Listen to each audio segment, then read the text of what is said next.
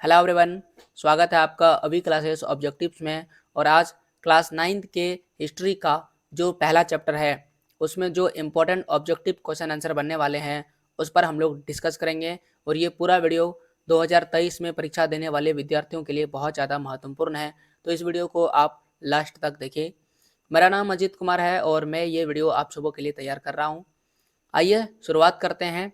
इस पूरे सेशन में मैं आपके साथ 40 प्रश्नों पर डिस्कस करने वाला हूं और वह जो 40 इंपॉर्टेंट प्रश्न हैं उसे हम इतने डिटेल से पढ़ेंगे कि ना केवल 40 प्रश्न बल्कि उनसे जुड़े हुए जो भी चीज़ें हैं वह भी आप सीखिएगा। आपको 40 से ज़्यादा प्रश्नों का ज्ञान हो जाएगा। पहला प्रश्न है कि नेपोलियन बोनापार्ट जो था वह कौन था। नेपोलियन बोनापार्ट, यहाँ पर आप इनका फोटो देख सकते हैं, ये है नेपोलियन बोनापार्ट और ये फ्रांस के सम्राट थे, फ्रांस के सम्राट बन चुके थे। तो हमें जब भी जवाब पूछा जाएगा तो हम बोलेंगे नेपोलियन बोनापार्ट फ्रांस का सम्राट था। अगला जो सवाल है वह है ओलंप दे गूंज कौन थी। तो यहाँ पर आप देख सकते हैं ये है एक क्रांतिकारी महिला और ओलंप दे गूंज 1748 से 1793 ये जो है इनका उम्र है। 1748 में इनका जन्म होता है और 1793 में इनकी मौत नहीं होती है बल्कि इन्हें फांसी पर लटका दिया जाता है। तो ये बहुत ही महत्वपूर्ण महिला क्रांतिकारी थी जो फ्रांस की क्रांति में योगदान दे रही थी। जैसे हम लोग भारत का जब स्वतंत्रता आंदोलन पढ़ते हैं तो उस समय भगत सिंह, राजगुरु, सुखदेव, महात्मा गांधी, सुभाष चंद्र बोस, चंद्रशेखर आज़ाद, रानी लक्ष्मीबाई, सरोजिनी नायडू, ये जो नाम हमें देखने को मिलते हैं उसी प्रकार से फ्रांस की क्रांति में भी ये नाम है। चूंकि ये फ्रांसीसी नाम है इसलिए हमें ऐसा नाम देखने को मिलता है। तो अब ये सवाल है कि ये कौन थी। तो ये है एक महिला क्रांतिकारी थी। कहाँ की? फ्रांस की। और इसे 1793 में फांसी की सजा दे दी गई थी। यह भी हमें याद रखना है। अगला सवाल है कि मार्सिले क्या है। तो मार्सिले है राष्ट्रगीत। यहाँ पर आप देख सकते हैं कि ये जो रॉजेट है, रॉजेट, ठीक है ना, रॉजेट दी लाइल, रॉजेट दी लाइल इनका पूरा नाम है। इन्होंने ही मार्सिले जो है ये इनके रचयिता है, माने इन्होंने मार्सिले गीत को लिखा था। तो मार्सिले को पहली बार कब गाया गया था ये आपको याद रखना है। तो याद रखना है मार्सिलेस के स्वयं सेवियों ने पेरिस की ओर कूच करते हुए, यानी कि जब वो पेरिस की ओर क्रांति समूह लेके जा रहे थे तभी जो मार्सिले के जो स्वयं सेवक थे उन्होंने इस गीत को गाया था और बाद में जाकर के ये मार्सिले जो है फ्रांस का राष्ट्रगान बन गया। तो मार्सिले क्या है? मार्सिले है फ्रांस का राष्ट्रगान यानी कि राष्ट्रगीत। अगला प्रश्न है कि आतंक का राज किसने स्थापित किया था। तो आतंक का राज अगर आप पढ़ें तो 1793 से 1794 ये एक साल है जब फ्रांस में आतंक का राज स्थापित होता है। और इसको स्थापित करने वाले थे रॉबेस्पियर, रॉबेस्पियर। तो रॉबेस्पियर जो थे उन्होंने आतंक का राज स्थापित किया था। आतंक का राज क्यों? क्योंकि इस समय जो भी कह सकते हैं इनके पार्टी से असहमति रखते थे, जो भी कुलीन और पादरी वर्ग थे या कोई भी अन्य राजनीतिक दल जो इनके सदस्य नहीं थे, उनको ये क्या करते थे, उन सबों को ये गिरफ्तार कर रहे थे और इनको जेल में डाल दिया जाता था। और जो भी क्रांतिकारी थे उन्हें न्यायालय द्वारा जो है गिलोटीन पर सजा दिया जाता था, गिलोटीन पर चढ़ा दिया जाता था। गिलोटीन एक तरह का एक ऐसा तरीका है जिसमें फांसी की सजा नहीं दी जाती है बल्कि सिर को धड़ से अलग कर दिया जाता है काट करके। एक मशीन रहता है, ऊपर से एक आरा टाइप का गिरता है और वो कुछ इस प्रकार से मशीन रहता है। ऐसे यहाँ पर आदमी को लिटाया जाता है और यहाँ पर ब्लेड रहता है और वो ब्लेड रस्सी से बंधा हुआ रहता है और रस्सी को खोला जाता है तो ये ब्लेड नीचे गिरता है और इस यहाँ पर मुंडी कट जाता है, उसे गिलोटीन कहते हैं। तो ये चीज़ किस में हो रहा था? सबसे ज़्यादा गिलोटीन पर फांसी की सजा सुनाई जा रही थी, तो वो सबसे ज़्यादा रॉबेस्पियर के शासनकाल में हो रहा था और इसीलिए आतंक का राज रॉबेस्पियर ने स्थापित किया था। अगला है मैनर क्या है। तो मैनर जो है भवन को मैनर कहा जाता था, बड़े बड़े ऊंचे भवनों को मैनर कहा जाता है। फ्रांसीसी कॉलोनियों में दासता कब समाप्त हो गई थी। दास प्रथा चलता था फ्रांस में, लोगों को दास बनाया जाता था। तो ये दासता कब समाप्त हो गया था? तो पूरी तरह से खत्म करने की बात है तो 1948 में जो दास प्रथा है उसका उन्मूलन हो गया था। उन्मूलन का मतलब होता है खत्म होना। तो सॉरी, यहाँ पर 1848 है, 1948 बोला गया गलती से। 1848 में फ्रांसीसी कॉलोनियों में दासता पूरी तरह से खत्म हो गया था। फ्रांस की राजधानी कौन है? तो फ्रांस की राजधानी पेरिस है। यहाँ पर आप इनका इमेज देख सकते हैं। नक्शा में अगर मैं आपको दिखाऊं तो ये है फ्रांस, पूरा ये यूरोप का नक्शा है। और यहाँ पर आप देख सकते हैं पेरिस है। पेरिस में क्या है? पेरिस में है आईफिल टावर। ये टावर आप जरूर कभी ना कभी वीडियो में देखे होंगे। ये टावर पेरिस में ही है, जो फ्रांस की राजधानी है, अभी भी मौजूद है। फ्रांसीसी क्रांति कब हुई थी? तो सभी जानते हैं 14 जुलाई 1789 को फ्रांसीसी क्रांति होती है। जब चैप्टर शुरुआत होता है उसी समय लिखा रहता है कि 14 जुलाई 1789 ये क्रांति की शुरुआत है। और इस समय पेरिस जो फ्रांस की राजधानी है, यहाँ पर आतंक का माहौल हो जाता है और सम्राट ने सेना को शहर में घुसने का आदेश दे दिया जाता है। अफवाह होता है सेना नागरिक और बीच में गोली चलाने का आदेश देने वाला है। लगभग 7,000 मर्द और औरत टाउन हॉल के सामने एकत्रित होते हैं और वहाँ पर एक जो है किला होता है जिसे बास्तील का किला कहते हैं, बास्तील का किला, और उस किले को तोड़ देता है। तो ये वही डेट है 14 जुलाई 1789 को। इसी दिन बास्तील का किला भी तोड़ा जाता है और फ्रांसीसी क्रांति की भी शुरुआत हो जाती है। टाइद का क्या अर्थ होता है? तो देखिए 3 शब्द तो आपको याद रखना है, टाइद, और दूसरा क्या है? टाइल, और तीसरा है एस्टेट। ठीक है, ये शब्द आपको कंफ्यूज करेगा तो ये तीनों ही आप याद रखिएगा, इसका अर्थ है। फिलहाल हमसे पूछा जा रहा है टाइद क्या होता है, तो लिखा हुआ है चर्च द्वारा वसूल किए जाने वाले कर को हम क्या कहते थे? टाइद। अब चूंकि चर्च जो है वो धर्म से जुड़ा हुआ है, धर्म, ईसाई धर्म का जो धर्म स्थान होता है उसे हम चर्च कहते हैं। तो इस प्रकार से जो टाइद है वो एक प्रकार का धार्मिक कर है, माने धर्म से जुड़ा हुआ कर है। चर्च के विशेष कार्य को करने वाले व्यक्तियों के समूह को क्या कहते हैं? तो चर्च के विशेष जो कार्य है उसे करने वाले लोगों को पादरी वर्ग कहते हैं। यहाँ पर भी लिखा है पादरी वर्ग कौन होता है? जो चर्च के विशेष कार्य को करते हैं उन्हें हम लोग पादरी वर्ग कहते हैं। तो ये रहा पादरी वर्ग। और चर्च में जो मुख्य होता है उसे हम लोग फादर भी कहते हैं। कई बार आप फिल्मों में देखे होंगे कि जो चर्च का हेड है या मुख्य है या वहाँ का जो पुजारी टाइप का आप कह सकते हैं, वो कौन है? फादर होते हैं। आइए, 1774 ईस्वी में फ्रांस की राजगद्दी पर कौन आसीन हुआ? तो 1774 में फ्रांस की राजगद्दी पर लुई 16वां आता है। तो यह डेट का एक सीरीज है। 1774 में क्या होता है, 1789 में क्या होता है और 1791 में क्या होता है। तो इसे आप देख लीजिए। 1774 में लुई 16वां फ्रांस का क्या बनता है? राजा बनता है। तो ये लुई 16वां है, फ्रांस का राजा बनता है। जब ये राजा बनता है तो उस समय पूरी तरह से जो राजतंत्र का खजाना होता है खाली हो चुका होता है और राजा पर पूरा लोग जो है असंतोष जताता है। असंतोष जताता का मतलब है कि लोग राजतंत्र को बिल्कुल भी पसंद नहीं करते हैं। अगला प्रश्न है कि ये जो लिब्रे है, लिब्रे क्या होता है? तो लिब्रे के बारे में यहाँ पर लिखा हुआ है। लिब्रे एक प्रकार की मुद्रा है। कई बार लिब्रे लिखा रहता है या तो लिरवे लिखा रहता है, दोनों ही एक ही है। तो फ्रांस की एक प्रकार की मुद्रा है, और लेकिन अब ये नहीं चलता है, ये पैसा है। अब ये 1794 में ही इसे क्या कर दिया गया था? समाप्त कर दिया गया है। तो लिब्रे क्या है? लिब्रे फ्रांस की मुद्रा है और इसे कब समाप्त कर दिया गया है? 1794 ईस्वी में खत्म कर दिया। अब ये पैसा वहाँ पर नहीं चलता है। जिस प्रकार से भारत में चवन्नी नहीं चलता है, चवन्नी, ठीक है ना, चवन्नी आप देखे होंगे जरूर। तो ये चवन्नी बिल्कुल भारत में नहीं चलता है, उसी प्रकार से जो लिब्रे है वह फ्रांस में नहीं चलता है। सीधे राज्य को अदा किए जाने वाले कर को क्या कहते हैं? देखिए, जो भी सीधा राज्य को अदा करते हैं उसे हम लोग प्रत्यक्ष कर कहते हैं, प्रत्यक्ष कर।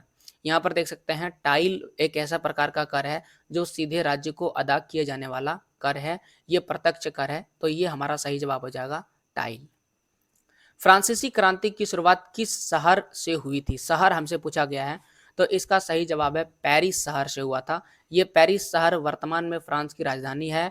14 जुलाई 1789 को ये घटना होती है। कौन सा किला है आपको याद रखना है? बास्तील का किला है, और उस किले को पूरी तरह से वो ध्वस्त कर देते हैं।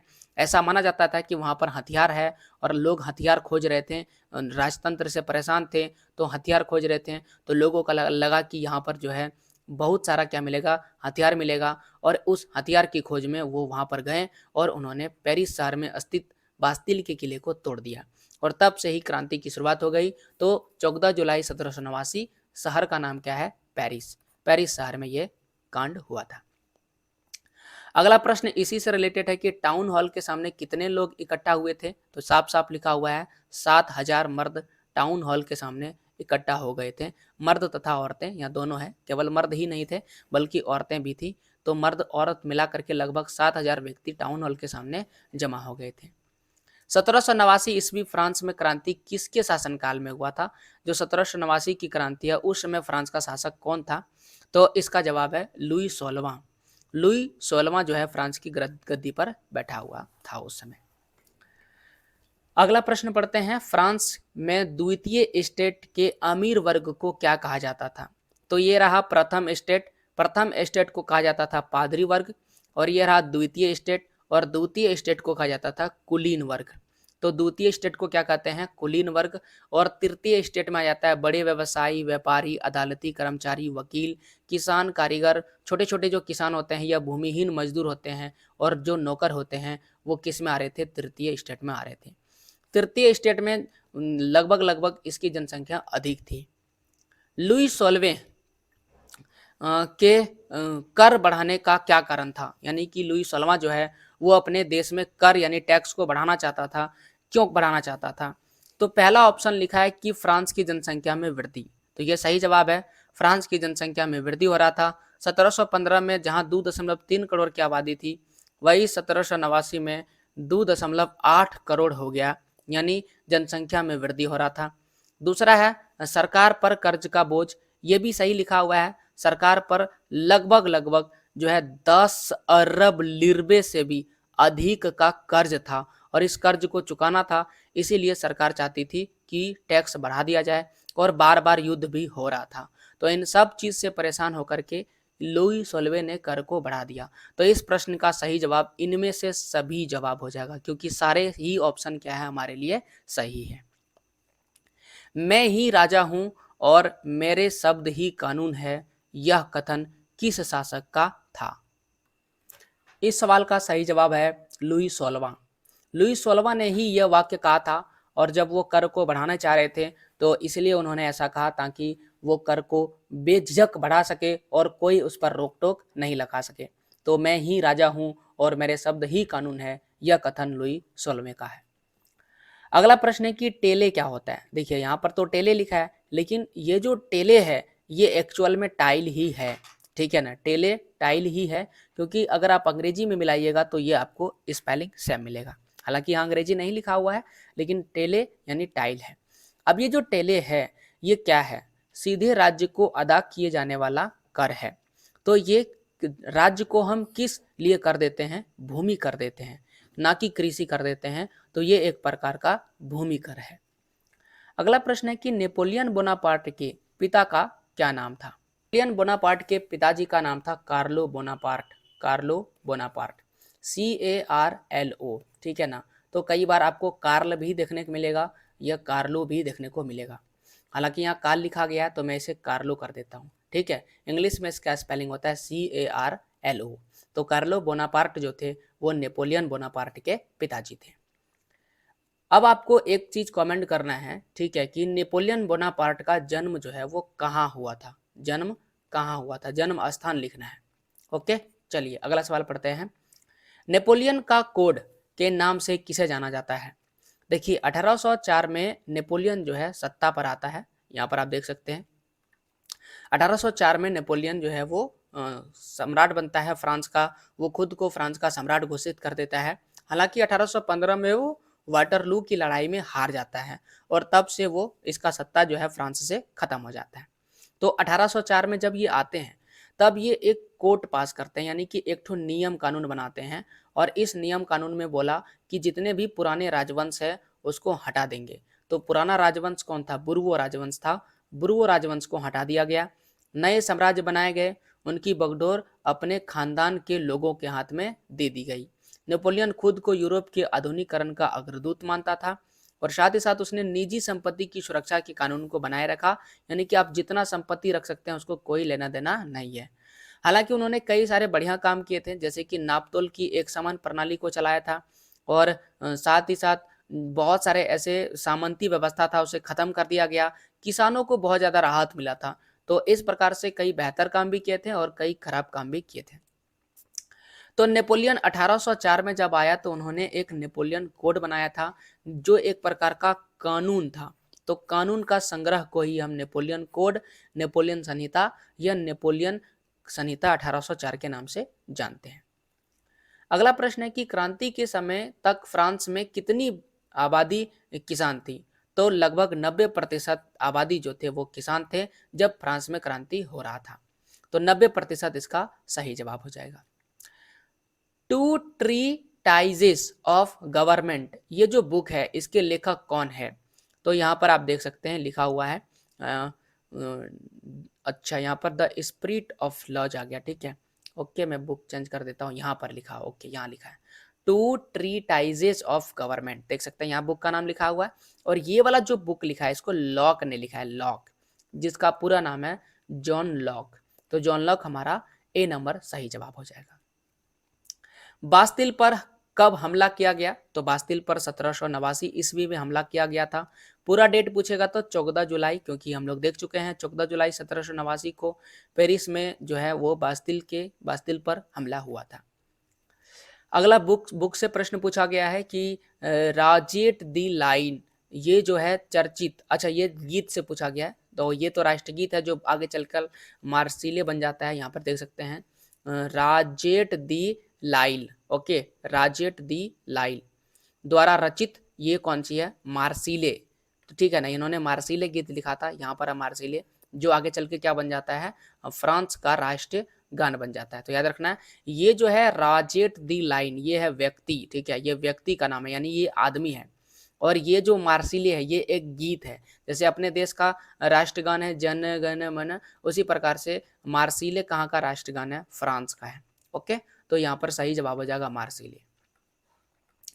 तो आगे आना है हमें, आगे चलते हैं। ये रहा 27वां प्रश्न कि फ्रांस की सबसे प्रसिद्ध महिला क्रांतिकारी कौन थी जिसे फांसी पर लटका दिया गया था? तो ये मैंने आपको बताया था कि इनकी महिला है क्रांतिकारी महिला ओलंप दे गूंज, जिनको फांसी पर लटका दिया गया था। तो ये महिला का नाम आपको याद रखना है कि ये महत्वपूर्ण फ्रांसीसी क्रांतिकारी महिला है।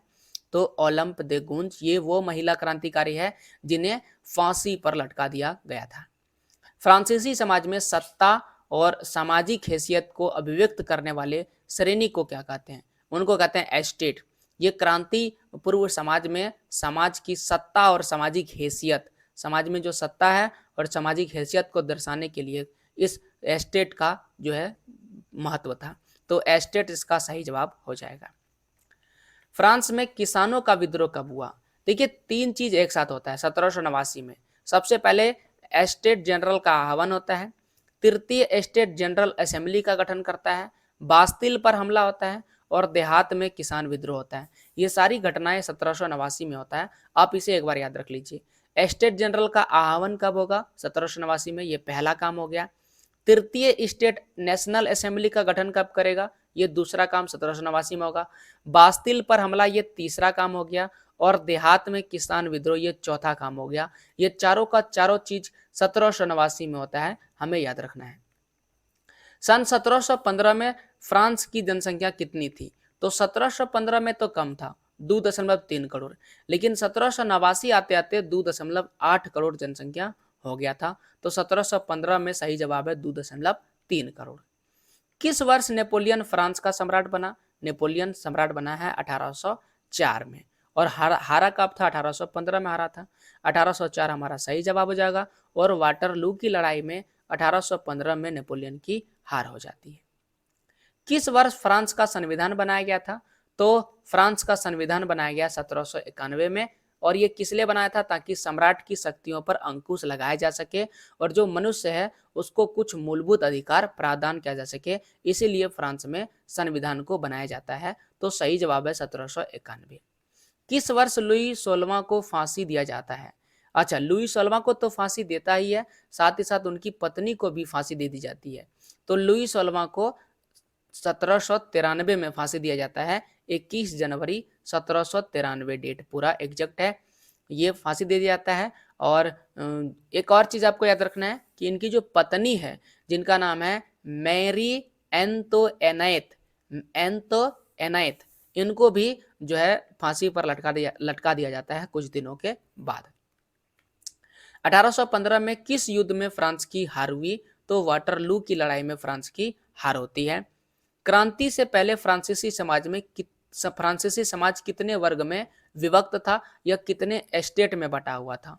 तो इसका सही जवाब है 3 स्टेट में बटा हुआ था। अगला प्रश्न है कि जर्मन मुद्रा को क्या कहा जाता है? तो जर्मन मुद्रा, तो पहला तो शब्द लिखा है लिब्रे या लिरवे कहते हैं। तो लिरवे तो फ्रांस की मुद्रा है जिसे 1794 में समाप्त कर दिया था।